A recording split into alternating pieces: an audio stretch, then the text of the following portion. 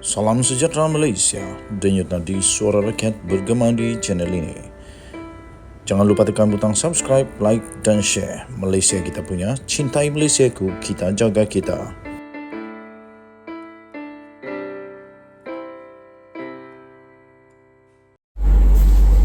Salam sejahtera Malaysia, denyut nadi suara rakyat bergema di channel ini.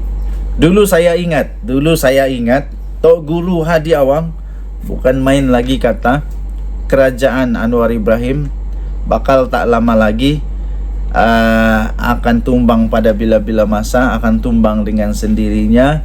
Anwar Ibrahim macam-macam lah disebut begitu. Tapi nampaknya semua itu macam syok sendirilah Tok Guru Hadi Awang kalau begini.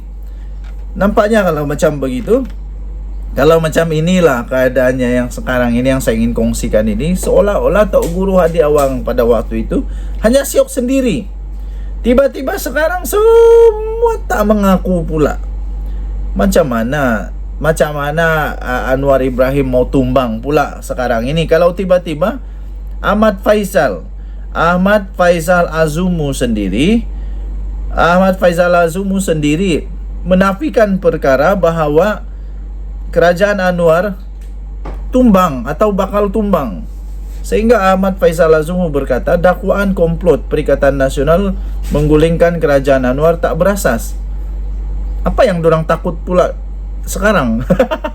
Itu hari bukan main lagi, macam semangat, macam betul, ya betul, mungkin 2, 3, 4, 5 bulan atau 2, 3 minggu dari sekarang, oh mungkin Anwar dalam bahaya. Sehingga ramai orang kampung bercakap Anwar ni tak lama lagi. Tapi sekarang tiba-tiba Faisal Azumu sendiri menafikan bahawa ada komplot. Jadi dakwaan Perikatan Nasional merancang plot baru untuk menggulingkan pentadbiran Anwar Ibrahim adalah tidak berasas, kata Timbalan Presiden Bersatu Ahmad Faisal Azumu. Kalau Timbalan Presiden Bersatu menafikan, maksudnya nanti Tok Guru Hadi Awang nak bekerjasama dengan siapa pula? Tapi saya salut dengan Faisal Azumu dan Bersatu kalau benda ni betul. Kerana ini maksudnya mereka menjunjung titah, mereka menjunjung kasih, mereka menghormati kepada keputusan Seri Paduka Baginda yang di Pertuan Agong. Agung bertitah, Baginda kalau boleh, Baginda tidak mahu lagi ada lagi Perdana Menteri baru sebelum Baginda balik semula ke Pahang, sebelum Baginda menyerahkan tampuk kepimpinan nombor 1 negara Malaysia, iaitu yang di Pertuan Agong, supaya tidak ada Perdana Menteri yang baru. Jadi ini baguslah, ini berita bagus. Cuma saja persoalannya yang dulu Tok Guru Hadi Awang kata itu nampaknya dia siok sendiri kah? Ahmad Faisal memberitahu Malaysia Kini bahawa tiada perbincangan dalam Bersatu dan Perikatan Nasional untuk menggulingkan Perdana Menteri seperti yang dilaporkan oleh sebuah portal berita hari ini. Perikatan Nasional katanya memberi tumpuan kepada pilihan raya 6 negeri yang akan datang, khususnya negeri yang ditadbir oleh Pakatan Harapan. Begitulah yang betul. Begitu betul. Jangan tebuk atap lagi. Jangan tebuk atap, tapi betul-betul kalau berani dak tu pilihan raya. Katanya sejujurnya saya tidak mendengar rancangan sedemikian. Dakwaan itu tidak berasas. Cuba tanya Tok Guru Hadi Awang, dia pernah cakap tak? Saya berhubung kepada Presiden Parti saya, Muhyiddin Yassin, setiap hari. Beliau telah memberitahu kami untuk bekerja di kawasan dan menggerakkan jentera kami untuk menghadapi pilihan raya negeri. Tambahnya lagi, beliau tidak pernah menyebut sebarang percubaan untuk menjatuhkan kerajaan. Tambahnya, saya tidak mendengar sebarang rundingan mengenai perkara ini dan tidak ada perbincangan dengan mana-mana ahli parlimen dari blok kerajaan. Tidak ada perbincangan dengan ahli parlimen BN juga, katanya. Sebelum ini, portal berkenaan mendakwa terdapat cakap-cakap mengenai percubaan PN untuk meyakinkan beberapa ahli parlimen BN supaya meletak jawatan bagi memberi laluan kepada pilihan raya kecil. Menurut laporan itu, sekiranya ahli parlimen BN terbabit menang, mereka akan dapat membentuk kerajaan baru dengan bantuan ahli parlimen daripada Sabah dan Sarawak. Bermimpi agaknya. Orang Sabah dan orang Sarawak sekarang tidak akan mudah lagi untuk mengikut mana-mana parti dengan mudah begitu saja, tidak. Denyut nadi suara rakyat bergema di channel ini. Untuk mendapatkan berita lengkap sila layari malaysiakini.com. Sila layari malaysiakini.com. Kita jumpa lagi. Selamat Hari Raya. Bye-bye. Salam sejahtera Malaysia. Selamat pagi tuan-tuan dan puan-puan. Denyut nadi suara rakyat bergema di channel ini.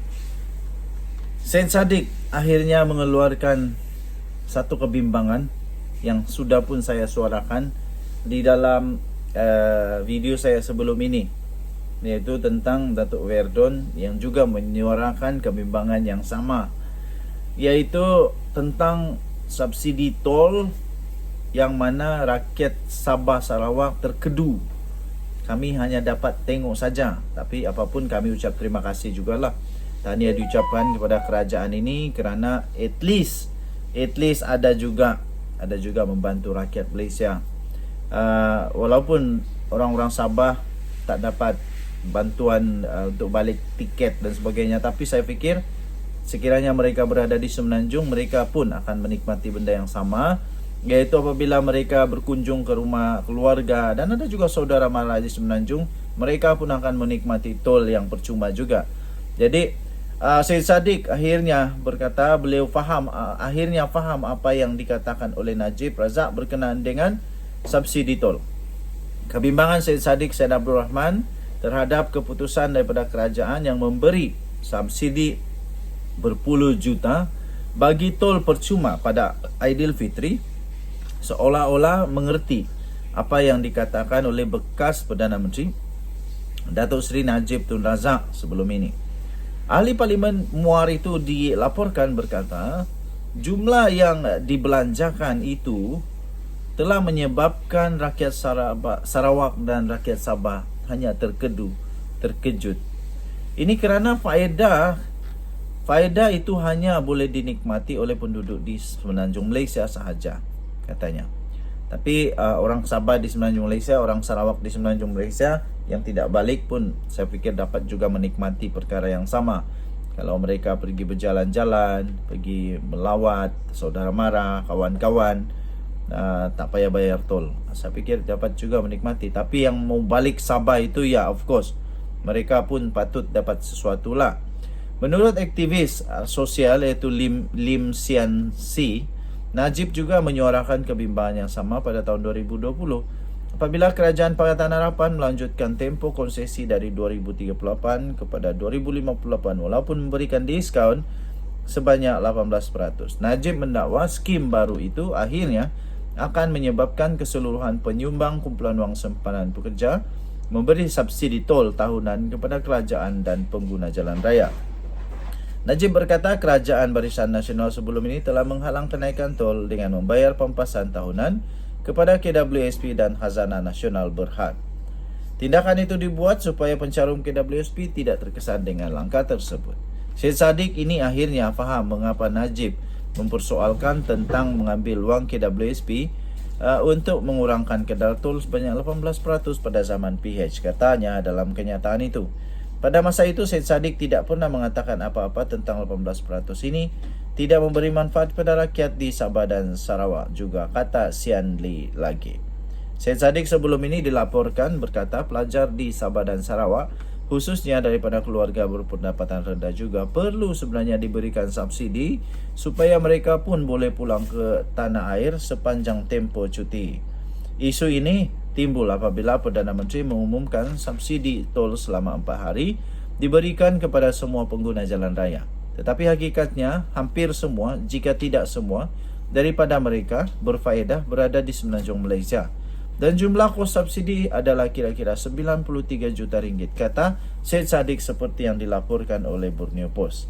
Apabila pengumuman itu dibuat, ramai rakyat Sabah dan Sarawak berkongsi kebimbangan mereka, iaitu walaupun subsidi tol itu dialu-alukan, kerajaan juga harus melihat keadaan mereka dan membantu mengurangkan kos tiket penerbangan supaya mereka pun dapat bersatu semula dengan keluarga mereka. Katanya ini khas untuk mereka daripada keluarga yang berpendapatan rendah.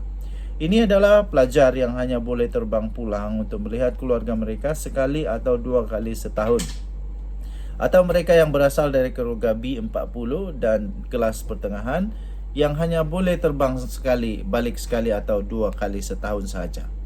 Pada 1 Februari 2020, Menteri Keuangan pada waktu itu Lim Guan Eng telah mengumumkan pengurangan kadar tol sebanyak 18%, di mana semua lebuh raya milik Plus Malaysia Berhad Plus, katanya. Dilaporkan di Malaysia Gazette, diterbitkan semula di Malaysia Gazette pada 24 April 2023. Denyut nadi suara rakyat bergema di channel ini. Bye-bye.